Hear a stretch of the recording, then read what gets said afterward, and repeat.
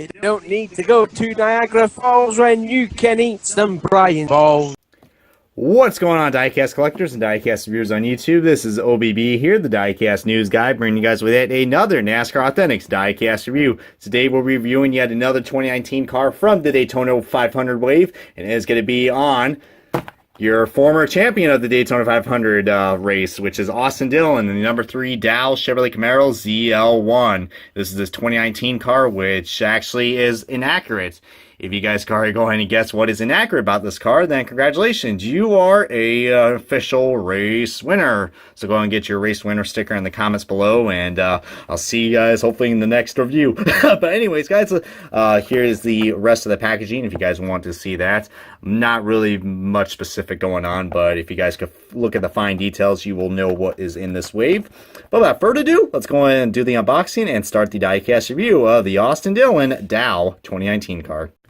Alrighty guys, we got the diecast out of its box, and before we get things started on this diecast review, let's go ahead and take a little accessory that comes with this, and it is a reversible trading card. So on the fronts we got the Cup Series schedule for 2019, and then on the back we got the Xfinity schedule. So I mean, this is basically the same trading card that you get with every single NASCAR Authentics car in the 2019 Daytona 500 wave. So yeah, not much variety going on. Don't even know why I show you guys that, but many of you guys probably didn't see my other reviews yet. So yeah, but here's the car, guys. Really different looking car. I mean, it was cool that they were able to change the paint scheme again, considering since 2014 and 15 and 16 and even 17, I believe they didn't even change the paint scheme. And then 2018 they finally changed the paint scheme, and there we are with yet another paint scheme change, which, you know, I probably still prefer last year's, and I'll probably do a comparison on that very soon. But this car, ooh, this car even has a working suspension. Look at that.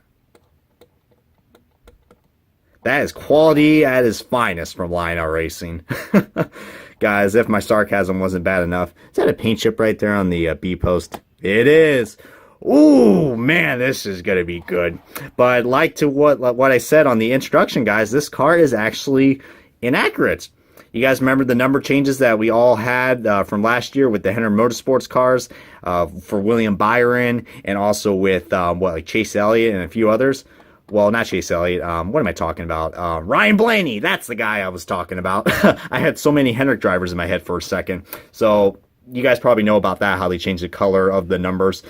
Well, this is another year that we're doing that, guys, again. As soon as the diecast gets made, oh, we're going to change the color of the numbers and make the car inaccurate. So I can't blame Lionel, but if you guys haven't guessed already, that this car is inaccurate and it's supposed to have the white numbers instead of the red numbers. But, you know, Rich Childress decided to, change at the last minute, which, Lionel can't control. So I can't really give them a hard time, considering that they had this car in production. And this was actually the first 2019 car that was officially on the pre-order list back in August. My God, that suspension is horrible. But, I mean, you can't go wrong with this car. It does look nice. I mean, like I said, I prefer last year's, which, by the way, I'm going to go ahead and show you guys last year's, because I like the illusion of last year's car. All right, last year's almost looked like it had a textured pattern going on compared to this year's. I kind of wish that they kind of went with that a little more, but no, they just went with the basic design. But even worse, guys, last year they did this crap again, guys. They talk about deja vu. They changed the fate of the 3 car from last year as well. So I mean, I don't know what's worse, changing the overall paint scheme and making the car inaccurate, or just changing the color number. So not as bad as last year's, because if you guys remember that they changed the fate of the scheme, hence why the Daytona 500 car is a lot more different compared to last year's. Probably would have pulled out the Daytona 500 win, but since we're comparing just the regular Dow cars, I decided to do that. But I don't know, feel free to comment below which Dow car you guys like the most.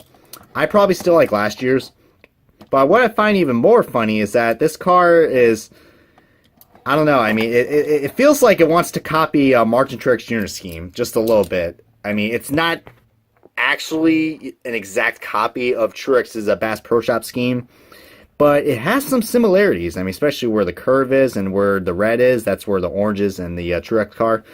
I don't know, guys. I mean, it's definitely close. I mean, I wouldn't really consider it as creative as last year. They decided to go with the simple routes, but I understand why they wanted to change the paint scheme, because, you know, every year people want to see new schemes, and if they don't change the scheme, like how the Penske's have been, then everyone's going to lose their shit. So I totally understand that, but in my opinion, I prefer last year's car. I really do.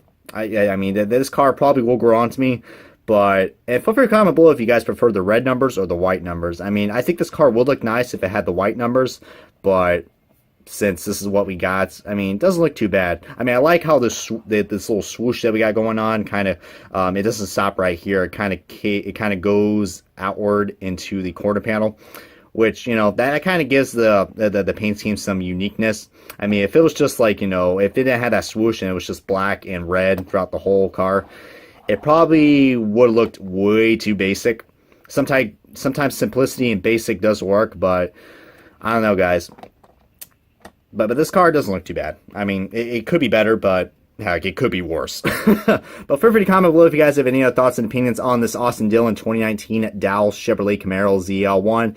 And yeah, I mean, I'm always you know, willing to hear you guys' thoughts and opinions on these diecast reviews, and hopefully I can encourage myself to make them even more entertaining for you guys, as they probably already are as right now. But this has been OBB here, the Diecast News Guy. Thank you guys so much for watching this diecast review, and I will catch you guys and hopefully on another NASCAR Authentics diecast review.